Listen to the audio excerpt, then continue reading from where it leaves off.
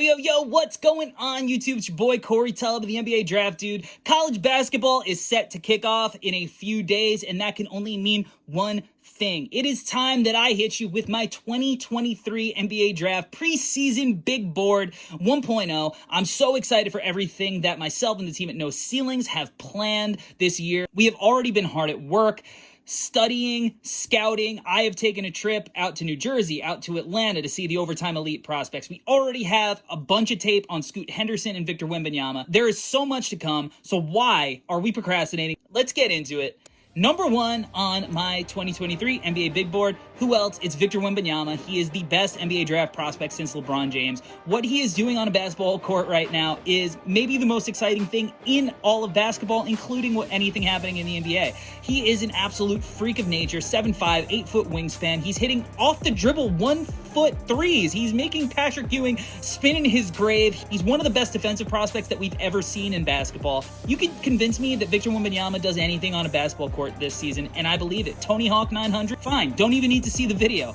But Victor Wembanyama is a special player, and he is going to wreak absolute havoc. He is the no-brainer number one pick this year. At number two, we have Scoot Henderson. I love Scoot's game. In almost any other NBA draft cycle, he's the number one pick. But unfortunately, Victor Wembanyama is here, just as Victor said. Scoot's a phenomenal prospect, though. This kid has been playing professionally now. This going into his second year playing with the G League Ignite. He went right at Victor in their head-to-head matchup in Vegas, which is probably the greatest prospect game of all time.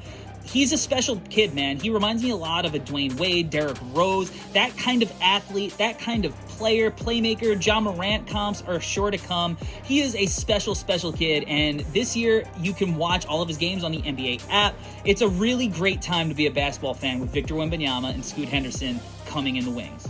At number three, I have Jarris Walker, the future Houston Cougar, and this is where my board starts to differentiate itself from some others. I absolutely love everything that Jarris Walker represents. This kid is 6'8", he's got a 7'2" wingspan, he's 240 pounds of brick shithouse. He is a beast, man. He has a ferocity that he plays with. He's going to get comps to Scotty Barnes for his versatility on both ends. He can bring the ball up the court, he can play in the pick and roll as a screener, as the roll man. His shot needs a little bit of work, but I think he's shown touch in the mid-range and a willingness to shoot it from three. This kid is going to skyrocket up boards. You heard it here first. At number four, I have his former teammate at IMG Academy, Keyonte George, who is headed to Baylor. I think Keyonte George is the best scorer in this class from the guard spot. He reminds me a lot of like Jamal Murray, maybe a little Bradley Beal. He's so crafty with the ball in his hands. He's a stocky guard, so he can go into your chest and finish around the rim. I'm so excited for that Baylor backcourt. Him, Adam Flagler, they're going to be problems for opposing backcourts. At number five, I have Brandon Miller, who is headed to Alabama. He reminds me a lot of a guy like Paul George, maybe DeMar DeRozan in the mid-range. He's 6'9", he's long, he can get his own shot, he's versatile defensively. He's not getting a lot of love from the mainstream right now, but everything behind the scenes says that this kid is absolutely killing it during the preseason. He fits the bill of what you want out of your modern NBA day wing. Brandon Miller at number five. Number six on my board, I have Nick Smith, headed to Arkansas. Combo guard, a little bit similar to Keyonte George. He could score, he could play make. He's actually an underrated defender. He really gets after it on that end. The one question I have with him is he going to be willing to go to the rim and finish through traffic? He does have a smooth floater to counter that, but he has a lot of creativity as a shot maker. He hits tough shots. Again, he makes plays for his teammates. That Arkansas team is loaded with talent. They're going to be a ton of fun to watch. Nick Smith coming in at number six. At number seven, I have Cam Whitmore. Whitmore might be Villanova's first one and done since Tim Thomas. That is a long time ago. Cam Whitmore is a beast, man. This kid is 6'7". He is as athletic as any forward in this class. He plays with power. I consider him a power wing. He's somebody who really looks like he could thrive in the modern NBA, getting up and down. The shot might need work, but he shot it really well when he dominated the FIBA tournament this summer. So I think that Cam Whitmore is going to have a hell of a season. He's dealing with an injury right now to start the year, but once he comes back, he is going to demolish the Big East. At number eight, I have Asar Thompson. I have been going back and forth about which brother I have ranked higher than the other, and what I come back to is that I got a chance to watch them both up close, and Asar's shooting just looks further along. I think he's an underrated playmaker. He's a beast of a defender. him and Amen are the two most athletic wings in this class. They're gazelles in the open floor. They can probably touch the top of the backboard. I got a chance to speak to both of them. They're both great kids. They gave great answers, and I'm really high on Asar's potential to be that kind of Andrew Wiggins type of wing at the next level. Following him is his brother Amen, and a lot of people have Amen higher. I think he is going to be the consensus third prospect coming into the year due to the fact that he is a jumbo playmaker. He is a better playmaker than Asar right now, but I think he's further away as a shooter. But even though he can't shoot, you cannot stop him from getting to the rim because he has such a blazing quick first step, and he is such a freak athlete that once he gets into the teeth of the defense, he can get to the rim and finish, or he can make plays for his teammates all over the floor. So it wouldn't shock me if both of these guys end up in my top 5 by the end of the cycle. At number 10, I have Dariq Whitehead. He's headed to Duke. Dariq Whitehead might be the best shooter in the class. He can hit shots from all over the court. He could play on or off the ball. I think sometimes he has a little bit of trouble creating consistent space, but he can hit tough shots, so he doesn't need a lot of it. He's also another guy like Cam Whitmore who's going to start the year injured, but even so, I think he's got underrated playmaking ability. He's got defensive versatility. I think that Dariq Whitehead is another guy who could end up in the top 5.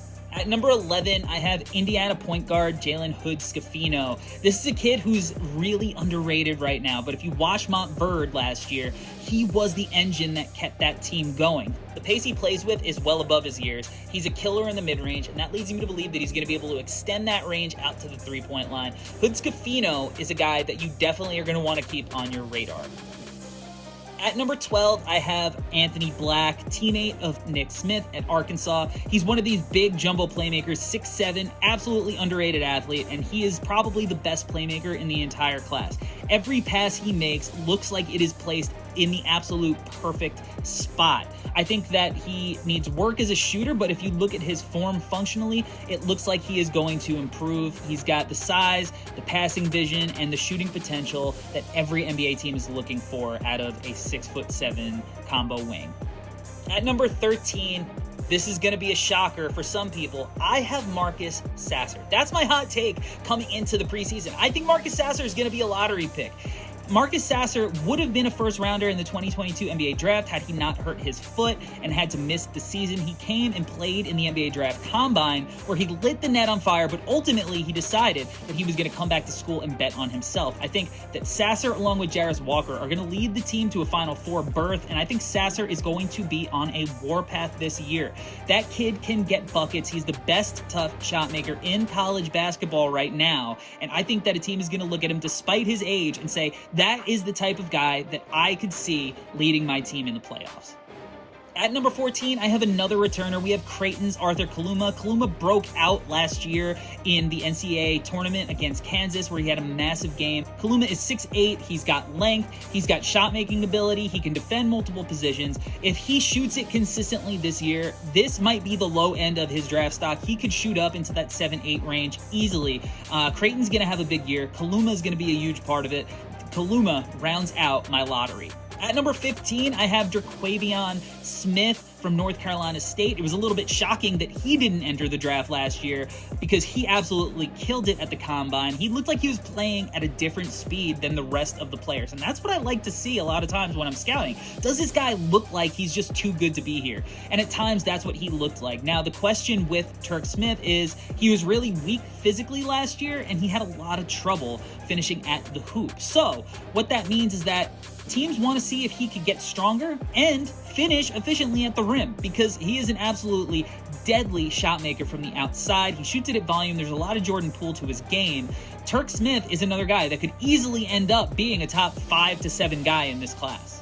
At 16 and 17, I have the two big men. At 16, I have Kel'el Ware. At 17, I have Derek Lively. You know, I'm not too sure what to do with either of these guys. I see the appeal to both. They both can shoot it a little bit. They're both defensive presence. They're both rim runners and lob targets. They have rim gravity with their athleticism.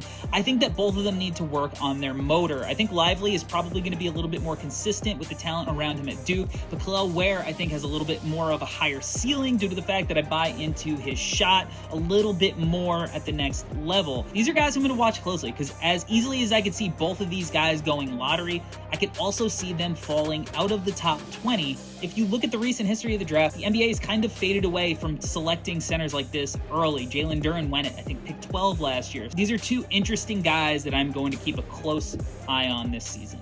At number 18, I have Nikola Jurisic from Mega. Jurisic is a sniper. He's 6'8". He uses shooting gravity to attack closeouts and get downhill. He can play above the rim. He's switchable. He is the modern NBA wing. He reminds you a lot of a guy like Joe Harris offensively when Joe Harris is healthy. So Jurisic is a guy that I can see climbing, and I think NBA teams are really going to be excited about him. At number 19, I have Michigan's Jet Howard, son of Coach Juwan Howard. Jet Howard really impressed me when I watched his tape at IMG Academy. He gets buckets, he's big, he can attack the hoop, he's crafty. I think that Jet Howard has been real underrated so far in the preseason draft cycle, and I think he could easily find his way to be a top 20 pick. At number 20, I have Tennessee's Julian Phillips. This is a guy that I loved watching at Link Academy. He's 6'7", he's long, he can guard multiple spots. I love how he shoots it off of movement and gets himself open. I think he's got some creation skills with the ball in his hands. We'll see what kind of role he has this year at Tennessee, but I think that he's got sky-high potential. At 21, I have Dillon Mitchell, who is headed to Texas. One of the bounciest players in the class, super fluid. The problem with Mitchell is that he doesn't shoot it right now. I think he shot something like 15 jumpers in his last 20 games. It's not a great stat for a league that is obsessed with shooting, but he is a guy that can defend multiple positions. He can play off your star, and if the shooting comes around, he's a guy that could explode on the 2023 draft scene. So definitely keeping a close eye on Dillon Mitchell.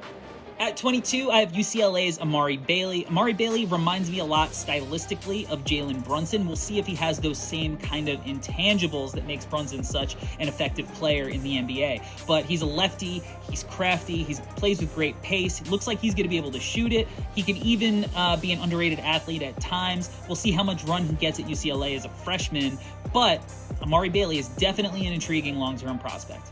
At 23, I have Gigi Jackson. Gigi Jackson is one of the youngest players in the draft. He reclassified to be in the 2023 class. He was supposed to go to North Carolina. Now he's going to South Carolina.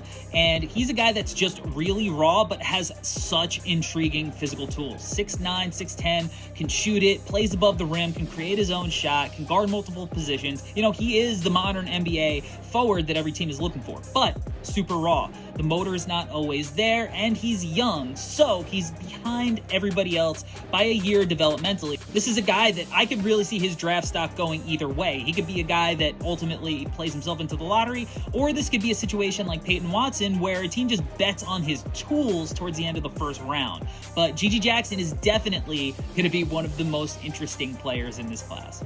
At number 24, I have Rayon Rupert from France. He's currently playing with the New Zealand Breakers in the Next Stars program. Another long, rangy, versatile wing. Do you see a trend here? I really like that type of player because I think that's the type of player that NBA teams are looking for right now. He's shooting it well over there from three, but he is struggling to finish. So he needs to get stronger. He needs to improve as a decision maker, but just the ball skills are super intriguing. The Breakers did a great job with Ousmane Dieng, having him come along slow, and he really came on towards the end of the year. I could see Rupert doing the same thing.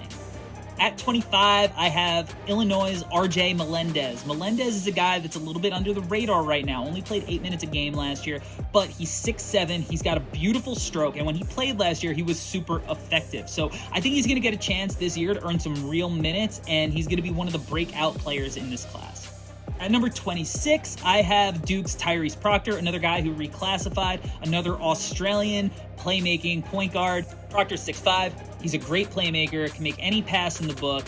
The jump shot looks like it's coming along. He's getting great hype based out of the Duke camp early on. This is a guy that could play himself into that top 20, maybe even lottery conversation pretty easily. At 27, I have my guy, Jaime Jaquez Jr. from UCLA. It shocked a lot of people that Jaquez didn't enter the draft last year, but with the NIL rules and Jaquez being a popular guy at UCLA in a big market, it made a lot of sense for him to stay put and continue his college career. But I think that this year, he is going to show people why teams were interested in him last year. He's 6'7", he's versatile. He reminds me a lot of like post-injury Gordon Hayward. He's an underrated athlete. I think he's going to shoot it better this year than he did last year. He was near 40% the year before that, so he's probably going to be somewhere in between. He's just a guy that every team at the back end of the first round is going to find a role for. That's the type of player that he is. He plays winning basketball. UCLA is primed for another tournament run, so he's going to be a big part of the reason why. At number 28, I have Cason Wallace, and admittedly, I'm probably too low on him. I'm really struggling with Cason Wallace because at 6'4", with the defensive intensity and intangibles, it's probably going to get him comped to a guy like Drew Holiday throughout the year. It feels like this is too low. I want to see if Cason Wallace is proficient enough as a shot creator at the next level, as a three-point shooter. We know that Kentucky guards don't always look as good at Kentucky as they do eventually when they get to the league. I feel like this is the one guy in my top 30 that I'm going to regret having this low early on. At 29, I have Tyrese Hunter. Hunter really impressed me last year when I saw him live when he was with Iowa State. He's transferred to Texas this year, and I just love the way that this kid plays. He is an absolute beast at the point of attack defensively. He's a really good, crafty playmaker. He's super quick with the ball in his hands. He just needs to prove that he can knock down shots. If he can't knock down shots, he's probably going to be a guy that's either a second rounder or stays at school another year. But if he knocks down shots, he's a guy that could play himself into that 15 to 20 range. So this is a guy whose stock is going to be dependent a lot on that shot making ability because he is a smaller guard, but he just has so many intangibles that lead to winning basketball that I think he is going to end up as a first rounder. And to round out my board, I have Pepperdines Maxwell Lewis. This is a guy that could explode. He's athletic, he's 6'8", he is long, he could shoot the shit out of the ball. This is a sleeper that I think is going to be a really popular guy on YouTube, on draft Twitter. If you're really deep in the weeds, this is a guy you've had on your radar, but this is the year that he could really explode on the draft scene. That's going to do it for the 2023 NBA Draft preseason big board. I'm so excited for this draft cycle. I can't wait to hit the road more and scout games live. I can't wait to see who I was too high on, who I was too low on, and look back, see what I can learn from this, and learn from watching so much high school and international tape early on. But get ready, guys, because it's all about to start. The madness is almost here. Let's get it.